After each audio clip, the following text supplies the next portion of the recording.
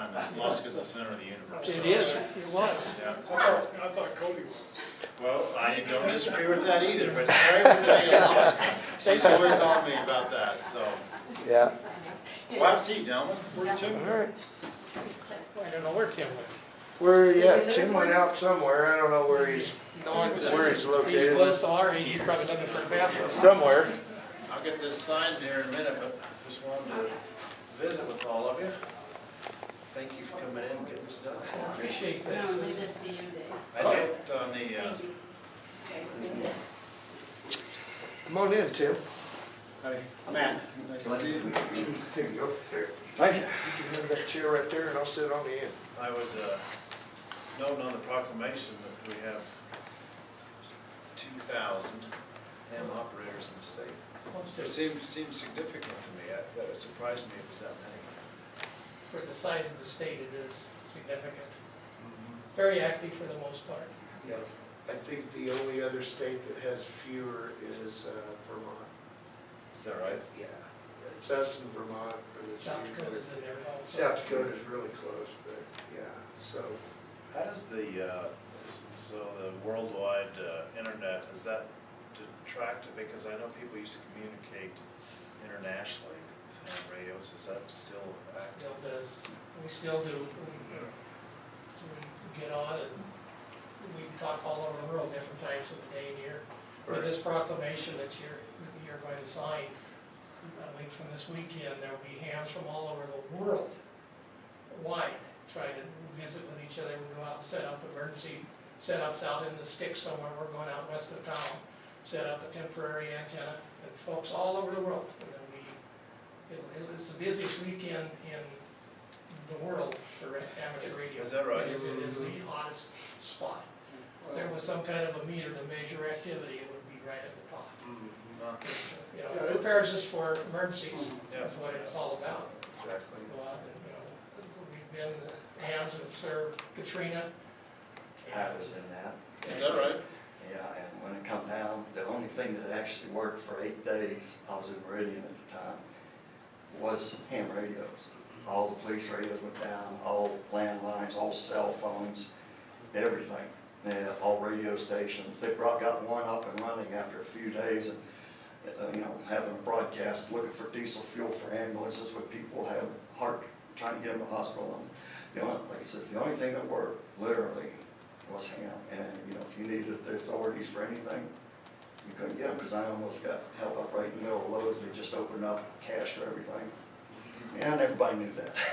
And there was a network nationwide too that was on, because they knew what frequency that the nets were gonna be running on, and feeding information. If they needed something from another state, they would call out to the other state on HF and say, we need the National Guard to come over here. I think the key item is the fact that ham radio is about the only totally distributed communication system that doesn't depend on any other infrastructure. Right. Each station is independent and capable of communicating either locally or regionally or worldwide.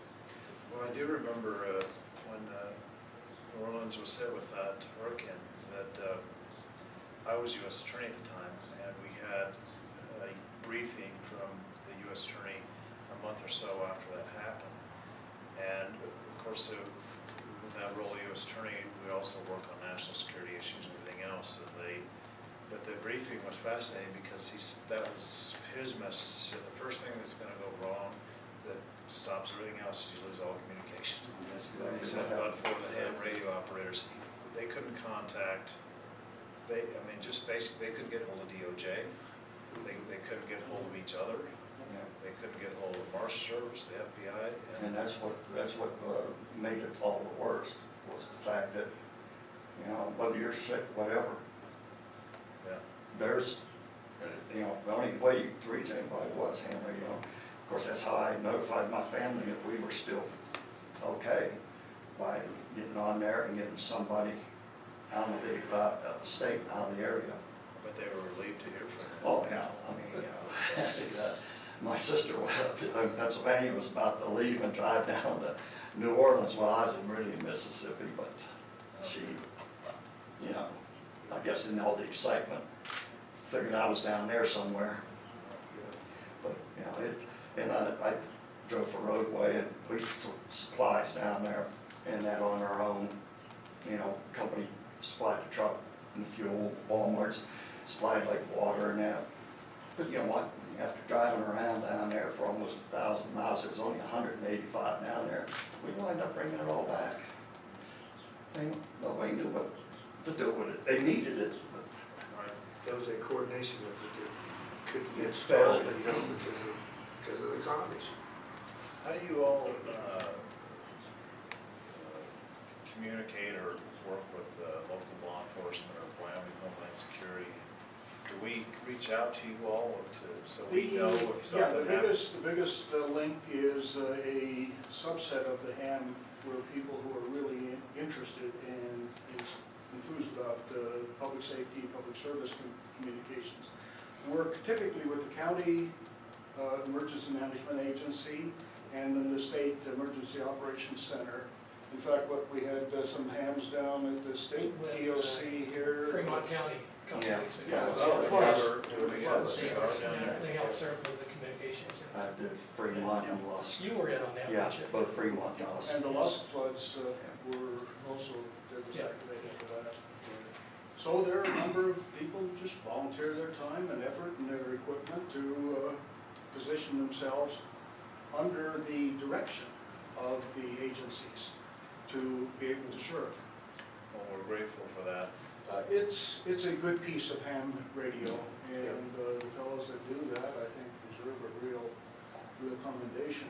But others of us are in it for technology. There's a heck of a lot of interesting technology developing that, with the license and the ability to play with radio frequency and communications methods, gets a lot of people excited and interested. So there's a wide spectrum of interests that ham radio covers very well. I think that's the one thing, like Arnie was saying, we have two organizations basically, the Amateur Radio Emergency Service called ARIES, and then RACES, which is Radio Amateur and Communication Emergency Yeah, Service. and that one There's two requires, different groups. RACES is tied in with Homeland Security, but we put them together, and so people who are interested in that have monthly meetings and actually sometimes set up practices.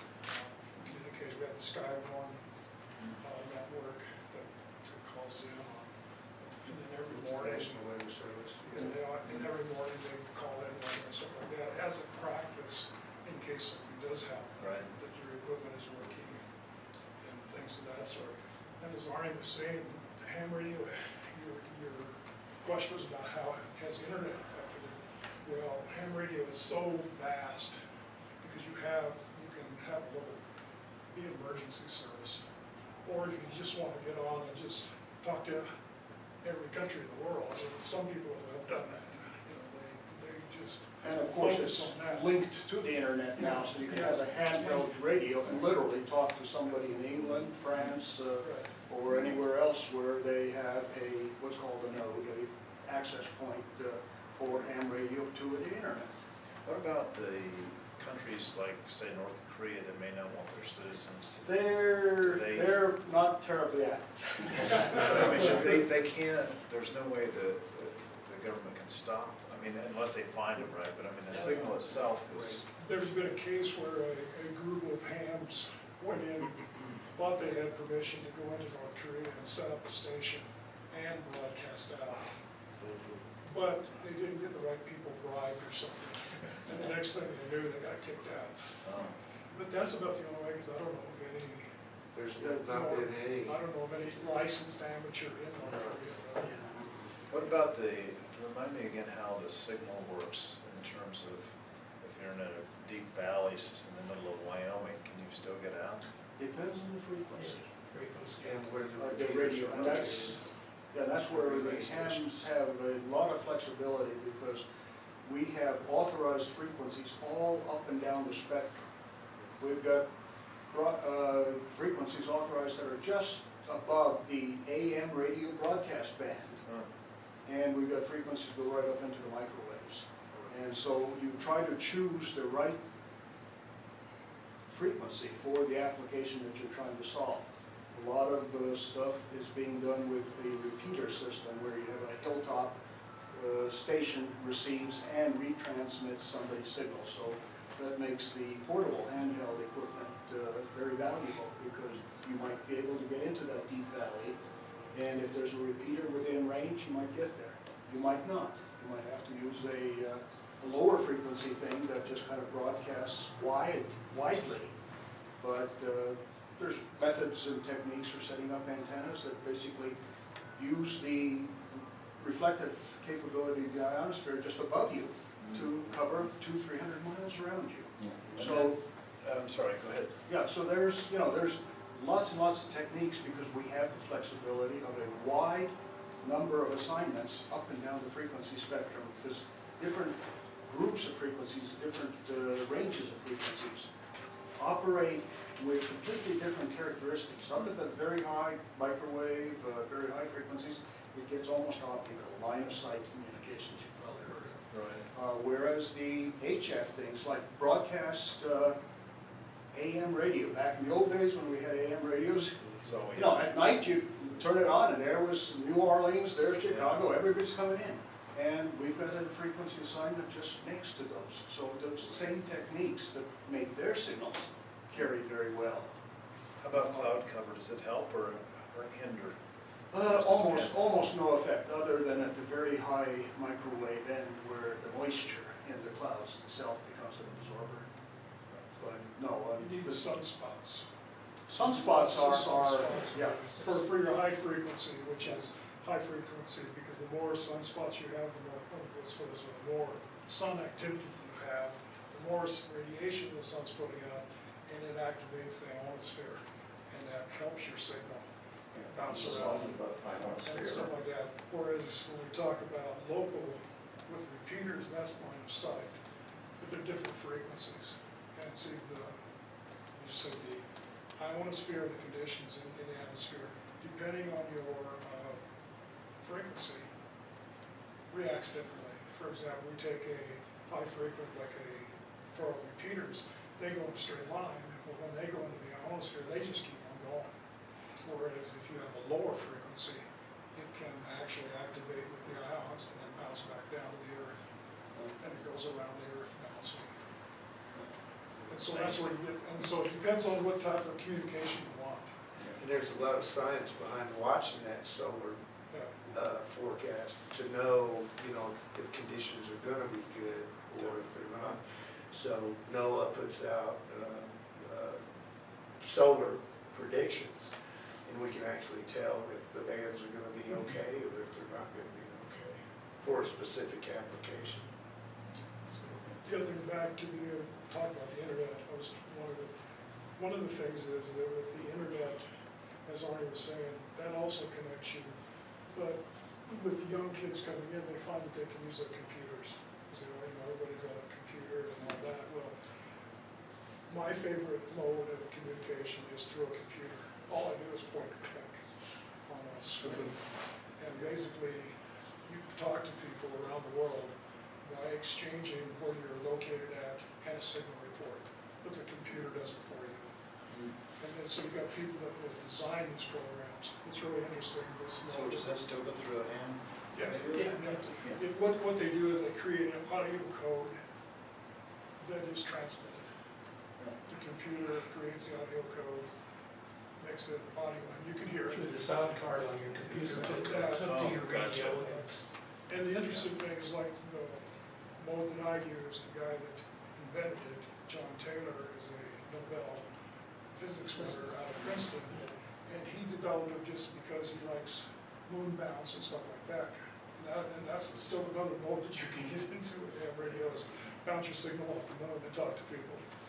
But anyway, it's so neat because with this John Taylor, he's on the band there with you, and you actually talk with him. Here's the developer of It's the pretty mode and cool. stuff. Yeah, it is. It's really cool, so. almost as neat as meeting with the governor. It's right there. Right here about the same. I think it's way above that. That's basically, we just got something for everybody. Yeah, there's. Really, but just technical. So if my 16-year-old wanted to get into this, what does he gotta do? Where do we get the classes you need? Our radio club provides classes throughout the year. And basically, it's taking a license, you don't have to have Morse code anymore. You just learn basically how to operate, rules and regulations, so you're not, But, not interfering with someone. You're understanding how the operation goes. And basic theory on how to set your antenna up so you can have lightning protection and you don't zap yourself and things of that sort. And then, as Arnie said, the technical part, of how signals operate, how does that little signal? I think that would be exciting. Well, that's a miracle to me, because, we don't charge for it. Arnie's our resident yes, technician. well, like field day, Arnie's gonna bring out a new antenna to field day. He's designing a new antenna, and we're gonna, he's gonna bring it out, we're gonna hook it up, and we're gonna try it out. That's what field day is about. I'm just trying to, So before, you used to have to get your license, you used to have to know Morse code? Yes. Well, I just, this last weekend, I caught the tail end of Independence Day. Do you guys remember that movie? Yeah. Thank goodness for Morse code in that movie. It has a place still. Yeah, that's right. Everything, you there's a talk about place for age, everything. I got my first license when I was 14. So I mean, it's, Yeah, I was 16, I think. so you can. Well, you've been at it a while. Yeah, Yeah. about 35 years, I guess, something like that. So it's been I waited 35 to get mine. Yep. So, Well, gentlemen, thanks for the education. I appreciate you coming in. I'm excited to get this proclamation signed. So I hope you'll make an appointment again next year. I hope you guys have a good time this coming weekend, or the weekend after. yeah, we can. We would invite you out also to come visit us. Yeah, I'd like to see it. We have a station, it's called the GOTA station, Get on the Air station. And anybody that comes out can actually operate it under the supervision of the licensed I'd like to see operator. it. You can come Let me out. bring my son out there. Oh, Yeah, absolutely. Yeah. You bet. All right, let me get this.